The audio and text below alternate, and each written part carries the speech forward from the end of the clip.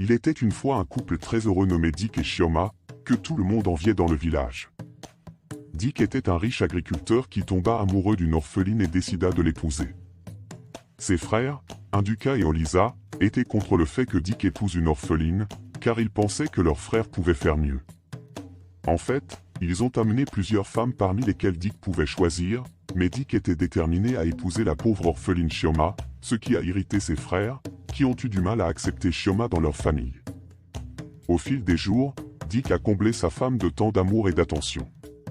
Il l'aidait dans les tâches ménagères et préparait même son repas préféré chaque matin avant de partir pour sa ferme. Ses frères, Induka et Olisa, trouvaient cela étrange car ils ne comprenaient pas pourquoi Dick aidait sa femme dans les tâches ménagères.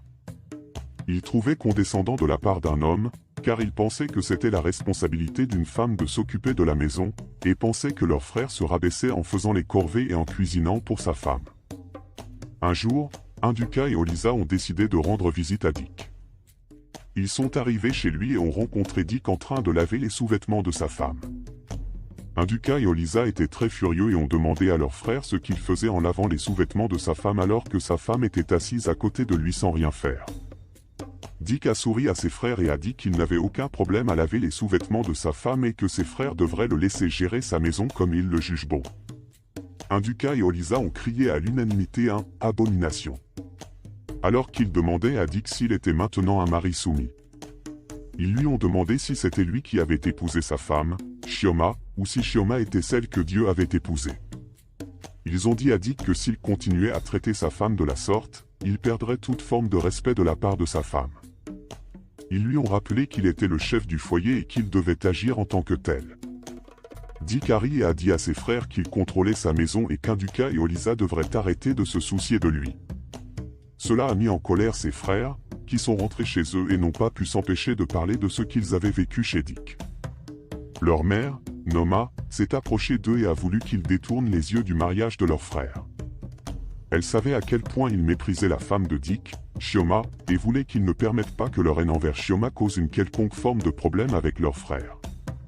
Elle a conseillé à ses fils de vivre en paix avec Chioma et de la respecter en tant qu'épouse de leur frère, mais Induka et Olisa ont refusé d'écouter car leur haine pour Chioma devenait de plus en plus forte de jour en jour. Après plusieurs mois, Chioma est tombée enceinte et a donné naissance à une magnifique petite fille. Son mari, Dick, était aux anges car il ne pouvait pas croire qu'il était maintenant père. Il s'est précipité avec enthousiasme pour annoncer la bonne nouvelle à sa famille, et sa mère, Noma, a dansé autour de sa hutte avec enthousiasme. Cependant, les frères de Dick ne semblaient pas trop enthousiasmés par la nouvelle. Ils ont demandé à leur frère, Dick, pourquoi il célébrait la naissance d'une fille alors qu'il devrait la pousser à avoir un garçon qui poursuivra sa lignée. Ils ont dit à Dick que sa femme, Chioma, avait donné naissance à une fille à cause de la façon dont il la choyait et ne lui permettait jamais de travailler dans leur maison, et qu'elle aurait donné naissance à son fils si l'inverse était le cas. En entendant cela, Dick n'a dit aucun mot à ses frères alors qu'ils quittaient leur hutte en colère. Il retourna auprès de sa femme et ne put s'empêcher de regarder sa belle-fille qui était posée calmement dans ses bras. Dick était si heureux d'être père et prenait bien soin de sa femme et de sa fille, répondant à tous leurs besoins. Un matin tôt, Dick a pris ses outils et s'est dirigé directement vers sa ferme.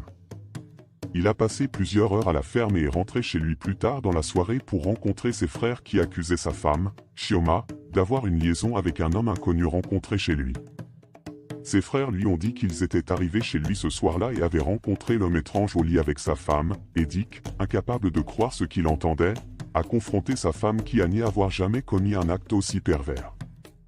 Le cœur brisé et dévasté, Dick a quitté son domicile et n'est pas revenu. Chioma était très inquiète et a décidé d'aller chercher son mari. Elle a fouillé tout le village mais n'a pas pu trouver Dick. Elle a alors décidé de rentrer chez elle en espérant que Dick serait peut-être revenu. Lorsqu'elle arriva chez elle, Dick n'était toujours pas revenu.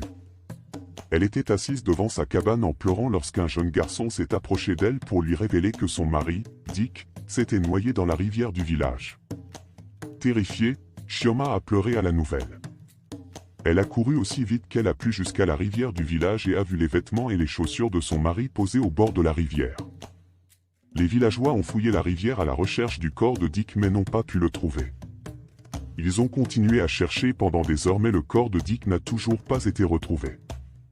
La nouvelle s'est répandue dans le village et a atteint les frères de Dick qui ont accusé Shioma d'avoir tué leur frère.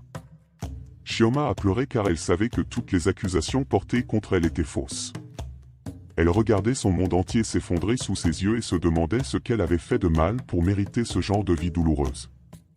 Une cérémonie d'enterrement a eu lieu pour Dick, dont les vêtements et les chaussures ont été enterrés à la place de son corps disparu.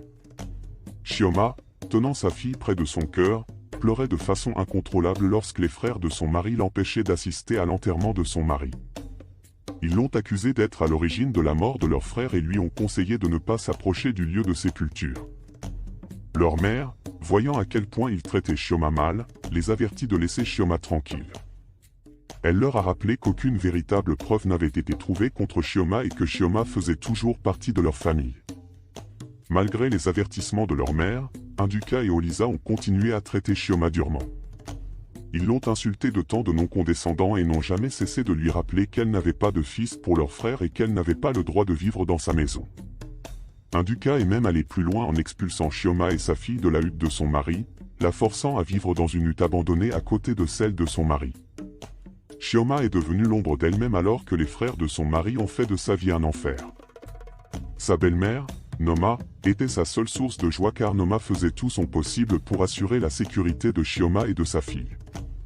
Un matin, la nouvelle parvint à Shioma qu'une femme étrange était arrivée à la cabane de son mari en disant que Dick était le père de son fils. Shioma ouvrit les yeux sous le choc car elle ne parvenait pas à croire que son mari avait eu un enfant avec une autre femme. Elle pleura abondamment en s'enfermant dans sa petite cabane. Induka et Olisa sursautèrent d'excitation car ils ne pouvaient pas croire que leur frère avait un fils. Ils ont accueilli le fils de l'étrange femme chez eux et ont commencé à le traiter mieux que la fille de Shioma. L'étrange femme, dont le nom était Anushi, vivait désormais dans la cabane de Dick avec son fils, ce qui brisa le cœur de Shioma qui vit une autre femme reprendre la maison de son mari.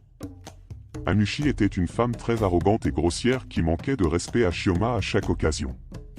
Elle a présenté son fils comme le chef légitime de la richesse de Dick et s'est moquée de Shioma pour n'avoir qu'une fille. Malgré cela, Shioma a conservé sa dignité et a continué à prendre soin de sa fille, trouvant du réconfort dans le soutien de sa belle-mère. La belle-mère de Shioma l'aimait et prenait soin d'elle malgré la haine de son fils pour Shioma. Elle l'a réconforté et lui a assuré que tout irait bien. Et Shioma était très reconnaissante d'avoir à ses côtés une belle-mère très attentionnée et attentionnée. Un jour, Shioma tomba terriblement malade et fut incapable de prendre soin d'elle ou de sa fille. Son état s'est rapidement aggravé et Noma a pris sur elle de soigner Shioma, malgré les objections de ses fils, Induka et Olisa. Cependant, l'état de Shioma s'est aggravé au fil des jours. Noma, voyant cela, a consulté le guérisseur du village qui a révélé que sa maladie n'était pas de cause naturelle mais qu'il s'agissait d'un complot de quelqu'un visant à mettre fin à ses jours. Noma était tellement terrifiée par la nouvelle qu'elle se demandait si ses fils étaient impliqués dans ce qui se passait. Ils se sont tous réveillés un matin et ont réalisé que Shioma s'était enfuie avec sa fille, et tout le monde se demandait où elle avait bien pu aller. Les semaines passèrent et Shioma n'était toujours pas revenue. Olisa et Induka, bien que heureuses qu'elle soit partie, ont faim de s'inquiéter en la cherchant dans tout le village mais ne l'ont pas trouvée. Un matin, Induka et Olisa ont été réveillés par un grand bruit à la porte. Ils ouvrirent la porte et trouvèrent leur frère Dick, debout devant leur cabane. « Dick, c'est vraiment toi ?» demandèrent-ils d'une seule voix en le regardant sous le choc. Dick leur a révélé qu'il ne s'était jamais noyé dans la rivière mais qu'il avait mis en scène sa mort pour voir les vraies couleurs de son frère et dénoncer sa cupidité et sa tromperie. Il avait observé de loin la façon dont ses frères traitaient Shioma, sa femme, et était dégoûté par leurs actes. Il leur a révélé qu'il savait comment ils envisageaient avec le jeune homme d'accuser sa femme, Shioma, d'infidélité. Dick a regardé ses frères dans les yeux tout en exprimant sa déception. Il leur a dit que leur mauvais cœur envers sa femme les avait amenés à accepter une parfaite inconnue qui leur avait menti en leur disant qu'elle avait donné naissance à un fils pour lui. Il leur a dit qu'Anushi était une fraude qui profitait de leur stupidité parce qu'elle savait à quel point ils valorisaient les enfants de sexe masculin par rapport aux filles. Leur haine pour Shioma les a amenés à traiter l'enfant d'un parfait inconnu mieux que leur propre sang, allant même plus loin pour obtenir un sortilège pour tuer sa femme, Shioma. Quand ses frères entendirent cela, ils commencèrent à demander grâce. Ils promirent de changer leurs habitudes, mais Dick ne pouvait pas laisser leurs péchés rester impunis. Il a consulté les anciens du village qui ont convoqué une réunion pour décider du sort de ses frères ainsi que la femme qui prétendait avoir un fils pour lui. Compte tenu de la gravité de leurs actes, les anciens les ont bannis du village pendant 5 ans afin de les punir pour leurs tromperies et leurs actes pervers envers Dick et sa femme, Shioma, qui se cachait pour sauver sa vie. La mère de Dick, Noma, voyant le complot maléfique contre Shioma, a décidé de la cacher à tout le monde, sachant que sa vie était en danger.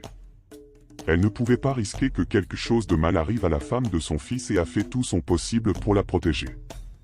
Shioma, à ce moment-là, a émergé de son endroit caché et a retrouvé son mari, Dick, qui lui a présenté ses excuses pour tout ce qu'il lui avait fait subir.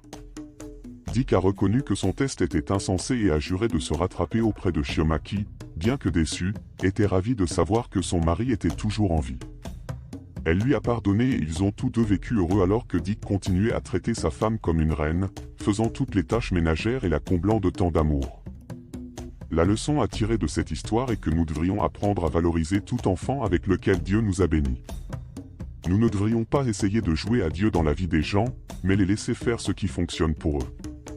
Le mariage est une union entre deux personnes, nous devons donc apprendre à ne pas interférer dans le mariage de nos frères et sœurs, car nous pourrions simplement faire quelque chose qui affectera leur bonheur pour toujours.